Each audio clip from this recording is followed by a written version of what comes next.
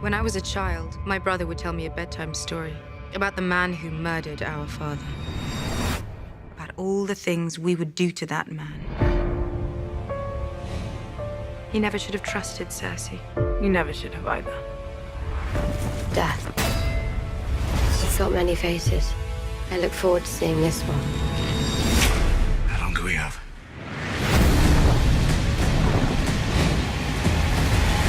Before the sun comes up tomorrow.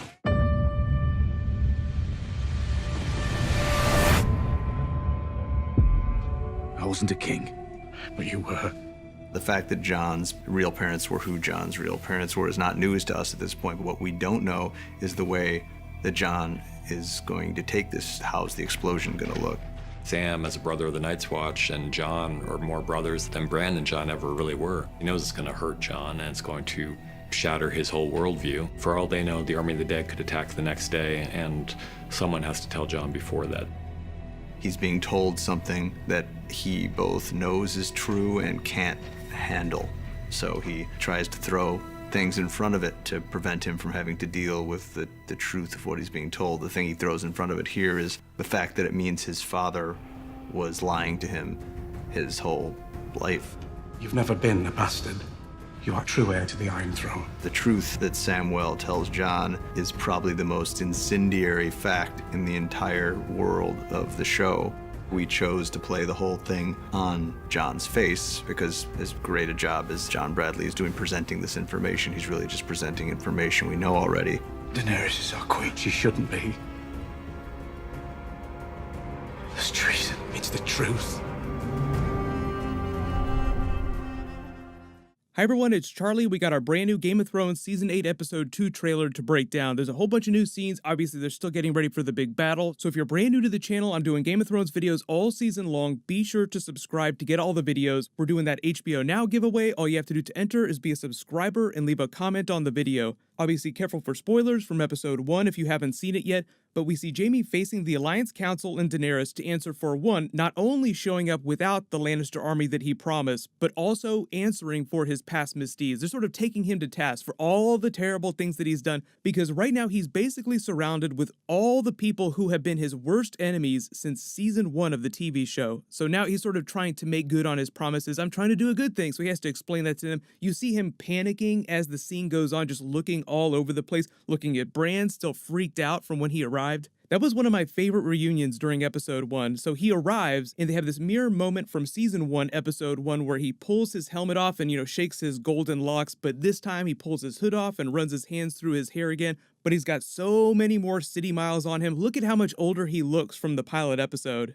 Then Bran just gives him that creepy, calm stare as if he's piercing his soul with his eyes. Usually when Bran stares at someone during an episode, it implies that something bad is about to happen. Like when he stared at Daenerys, I wondered what it was that he was peering into the future, because remember, he has green sight, so he does have limited visions of the future, and he can see their past pretty easily as well. He's a little bit better at seeing the past than he is at seeing the future, because the future can change. But like we're all thinking about visions, Daenerys' vision of the House of the Undying, we'll see how much things can change and how much of it's predetermined. But I love Daenerys' speech there. Apparently Viserys told her all kinds of stories about the Kingslayer, the man who murdered our father, even though the Mad King deserved to die and was one of the most terrible people in history. It's a little bit weird that Daenerys is upset that he was killed. I think she's more upset about having to live in exile and being away from her home her entire life. Not so much that she loved her father. Like, I think she understands what a terrible person he was. But I think just in general, this is Jaime having to answer for all of his past misdeeds. Now, you look at Sansa, she's just kind of giving him a cold stare. I don't think that she had any really bad encounters with him in King's Landing while she was trapped by the Lannisters.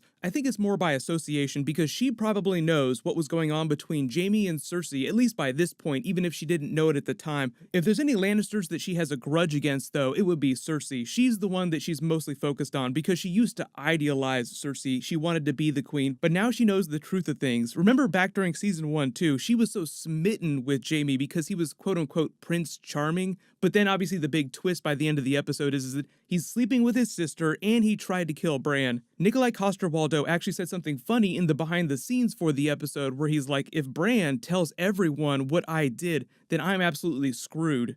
You notice Bran giving him the cold stare in the room here. Obviously, Bran doesn't hold a grudge anymore just because he sort of left behind a lot of that. I think he remembers his human life. But like when Jon Snow said, "You're a man now," and he basically tells him, "Not quite, like I'm not quite human anymore." Jon's kind of shaken by it. It's just a way to remind you that he sort of left those things behind, which is why he stops them in that moment and says, "We don't have time for this. The army of the dead's coming. They have a dragon." You see Tyrion over on the side here with a worried look on his face. "Please don't feed my brother to the dragons." Then there's the scene with Daenerys and Sansa dealing with the aftermath of that and what they're going to do now that they know that Cersei isn't sending any help. When they sort of shade each other for trusting things that Cersei says, I'm not sure why Daenerys is mad at Sansa, because Sansa's big thing during episode 1 was taking Tyrion to task for believing Cersei. So it's not clear if there's something that Cersei said that Sansa believed. Maybe she's talking about things that happened earlier on the show during season 1, season 2. Everyone's in their new outfits except for Tyrion, Jorah, and Varys. Sansa has her special new leather armor on. It's a huge upgrade, and Daenerys has her new red fur dress. We get the Arya voiceover from the original trailer, Death Has Many Faces. I look forward to meeting this one, talking about the Night King and the White Walkers holding up that dragonglass dagger. You see Gendry forging more dragonglass weapons. The Stark soldiers, the Dothraki Blood Riders, the Knights of the Vale, the Unsullied all making their preparations. It seems like they're testing this ballista or trebuchet in the daylight, just getting ready because it's before the actual battle. Because the battle itself doesn't seem like it starts till nightfall, just based on the previous trailer footage we've seen. Like when the White Walker's horse walks up into frame, it's fully night by that point. You see that Samwell has already given Ser Jorah Heartsbane. I wonder what that conversation is going to be like. "Sorry about yesterday and telling you about your parents. Sorry my queen Daenerys burned them alive. Can I borrow that Valyrian sword, by the way, if you're not going to be using it during this big battle?" We haven't really had any moments between the Little Bear and Ser Jorah yet, because remember, there's all that he fled Ned Stark's justice because he was slaving his people. So the North remembers the Little Bear is sort of like Team Mean Girls this season. Ser Jorah is on my death predictions list, but if he were to survive, it'd be interesting to see if he just continues trying to serve Daenerys or if he would ever want to go home. But because he's so devoted to her, I think that as long as he's living and breathing, he'll just continue to stay by her side and serve her in whatever way he can. There's a shot of Daenerys entering the crypts of Winterfell to go talk to Jon Snow. Obviously, he's still shook by the news of his true parentage. I do think that Daenerys learns the truth during this episode at some point. He probably tells her. It'll probably cause all kinds of problems for their relationship and make things within the alliance that much more tense before the big battle. But then there's a shot of Arya testing out the dragonglass arrows. I think it's a nice callback to the pilot episode when she was showing up Bran and the other Stark children in the yard, just being a really amazing shot. Jon Snow talking to Tormund before nightfall, who's just arrived with the rest of his band of wildlings and probably the Night's Watch as well, telling them all about the Night King's abstract art installation, the fact that they're coming. There were a lot of people that were curious about what exactly that message means, what the symbol means, because it keeps recurring. The Night King has been making it since season 1 of the show, so I'll probably do a separate video about that later this week.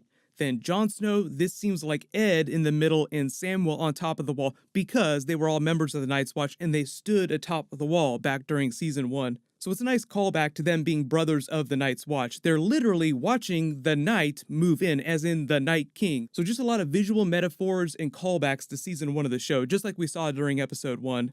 Ser Jorah riding into formation on his horse with Heartsbane attached to his hip. Grey Worm saying goodbye to Missandei. Grey Worm is also on my death predictions list, but the actor who plays him said that he would have a very unsettling storyline, so I'm wondering if he's one of the characters that they raise as a white, like one of the good characters that we've been following this whole time, that then turns around and becomes this undead zombie coming for the other heroes. That would be another great horror moment like the one that we got with Little Lord Umber at the end of episode 1. So everybody let me know in the comments which other main characters you think are going to come back as whites during one of these big battles. But then there's a shot of Daenerys with a really sad and worried look on her face. Maybe this is her either being worried about the big battle that's coming up, or maybe she's already found out about Jon Snow being a secret Targaryen. There's so many upsetting things that she could learn that would cause her to make this face. But then you see Jon Snow in the yard in his new outfit preparing for battle. Then Tyrion at night before the battle starts peeking his head over the walls, which is a nice mirror for his scenes during Blackwater back during season 2. Too bad this time they don't have a crap ton of wildfire to unleash on the Night King's army.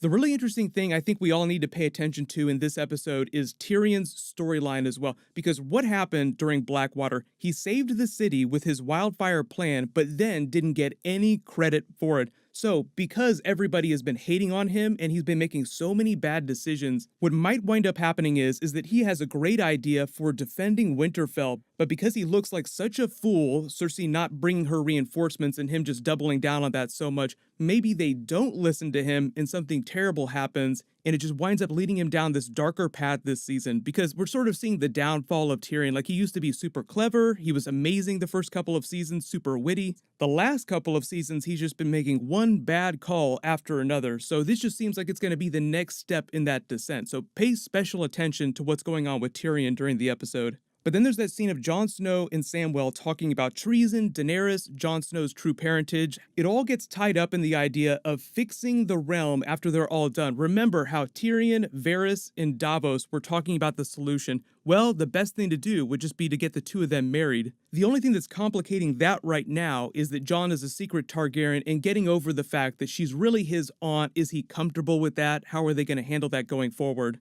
I think the main idea here is that they love each other, so eventually they'll move past it, and yes, they will eventually get married at some point, either during the season or in the future of the show if they don't do some giant jump forward in time. But short term, it's just meant to cause a bunch of drama and chaos within the Alliance, because, remember, they took him to task for bending the knee. We named you King in the North. You're supposed to be our king, so if the North found out that he were the true heir to the Iron Throne, they would probably be even more upset with Daenerys for trying to assert her claim, so it's all just meant to complicate things as we head into this giant, huge battle.